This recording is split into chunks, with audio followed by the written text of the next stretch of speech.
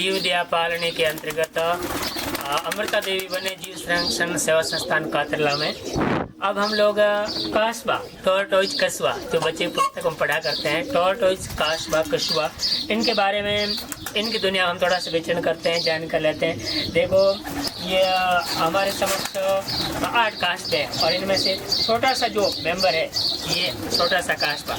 देखो ये हमारे हाथ में, ये इनका चेहरा मुँह है, ये छिपा रहा है।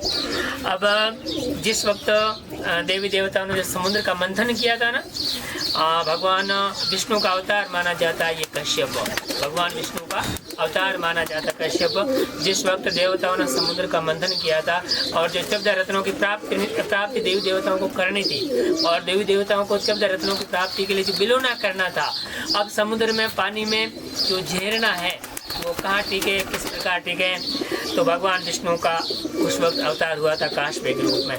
और ये जो आप ऊपर जो मजबूत खोल देख रहे हैं, इसी खोल के ऊपर भगवान और देवी देवताओं ने जो झरना रखा था ऊपर और समुद्र का मंथन किया था और 14 रत्नों की प्राप्ति की थी।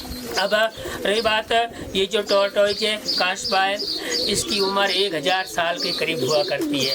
देखो कई लोग कहते भी है कि ज़िंदगी में ज़्यादा दौड़ो मत, क्योंकि घोड़ा है वो ज़्यादा दौड़ता है और केवल 20 साल तक जिंदा रहता है, और ज़िंदगी में कासबे की तरह या अजगर की तरह पड़े रहो ऐसा आराम के साथ, ताकि 300 साल 500 साल 1000 साल तक जियोगे।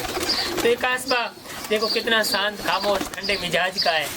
और इसकी ये खोल यहाँ देखो, मतलब भगवान ने किस तरह की रचना की है, ऐसा आराम के साथ ये खोल है और ऊपर कबूतर आराम से बैठे, मतलब इनको कोई फिक्र नहीं है, कोई चिंता नहीं है। ये जानते हैं कि हमें जो हमारा जीवन है वो किसी और प्राणी या जीव के लिए काम आना चाहिए, और ये कबूतर इनको आराम से सेठ के रूप में, जगह के रूप में इस्तेमाल कर रहे हैं। तो ये तमाम बातें हम लोगों को सीख देती है कि जहाँ भी ये जीव पाए जाते हैं, ये हमारा पावन कर्तव्य बनता है कि बायोडाइवर्सिटी के अंतर्गत, जैव विविधता के अंतर्गत ये प्रजाति भी मतलब जिंदी रहें। और मानव भगवान का सबसे सुंदर और एक बहुत ही शानदार रचना है। मानव का ये कर्तव्य बनता है कि इस प्राणी जगत को ज़्यादा से ज़्यादा आगे बढ़ाने में, इसका वंश कुल परिवार आगे बढ़ाने में सहयोग करें। To live and let live, जियो और जीनो दे के अंतर्गत बस काशबा की दुनिया में आपका और मेरा साथ इतना ही। जुड़े रहिएगा भजन जामाणी यूट्यूब चैनल के साथ। धन्यवाद। भजन जामाणी यूट्यूब चैनल पे एक बार फिर से आपका स्वागत है। देखिएगा अमृता देवी वन्य जीव सेवा संरक्षण संस्थान कातरला में मैं खड़ा हूँ। यहाँ देखो, मतलब मेरे हाथ में एक छोटा सा प्राणी जीव, जिसे अंग्रेजी में HERE है, खरगोश कहा जाता है। बहुत ही शर्मिला जीव है। और खरगोश तो हाल फिलहाल हमारे जोरोंग धरती में जहाँ भी थोड़ी बहुत हरियाली होती है, चरने को हरा चारा मिल जाया करता है, पीने को पानी मिल जाया करता है और रहने को थोड़ी सी झाड़ियाँ मिल जाया करती है, वहाँ ये जीव पाया जाता है। तो ये जो मेरे पीछे आशियाना बना हुआ है ये खरगोशों के लिए, और यहाँ छोटे छोटे बिल भी बने हुए हैं, पिंजरे भी है, और यहाँ ये आराम से, मतलब अब जैसे हम पहले यहाँ खुले में बैठे थे, एक तरह से मीटिंग कर रहे थे 5-7, और जो ही हमारी शक्ल साया पड़ी इनकी तरफ, जो हम लोगों को इन्होंने देखा तो ये शर्म के मारे अपने अपने ठिकानों को और चले गए। अब ये छोटा सा बच्चा मेरे हाथ में, और उधर देखो दक्षिण दिशा में एक छोटा सा खरगोश देख रहा है इनको कि मेरे साथी को किस तरह से ये मतलब खिला रहे हैं। तो देखिएगा एक अलबेली विचित्र ज़िंदगी है। इनसे भी हम लोगों को ये सीख लेनी है कि जिस तरह से हम मानव उनके भीतर प्राण है, जीव है, उसी तरह से इनके भीतर भी प्राण है, जीव है। और मैं तो तमाम मानव जाति से निवेदन करना चाहता हूँ कि जहाँ भी आप लोगों को छोटे से जीव मिले, आप इनकी सेवा कीजिएगा। ये कहीं घायल अवस्था मिलते हैं तो आपके लिए अमृता देवी उद्यान है ना, यहाँ ला के आप इनको छोड़िएगा आराम से। तो टू लिव लेट लिव के अंतर्गत खरगोश की दुनिया में आज के दिवस इतना ही, फिर मिलेंगे। एवं सद्भावना हो, विश्व का कल्याण हो। देखो आप देख रहे हो ये उसी के डक में बतख, ये बतख प्राणी है, पक्षी है, पंछी है, पंखेरु है।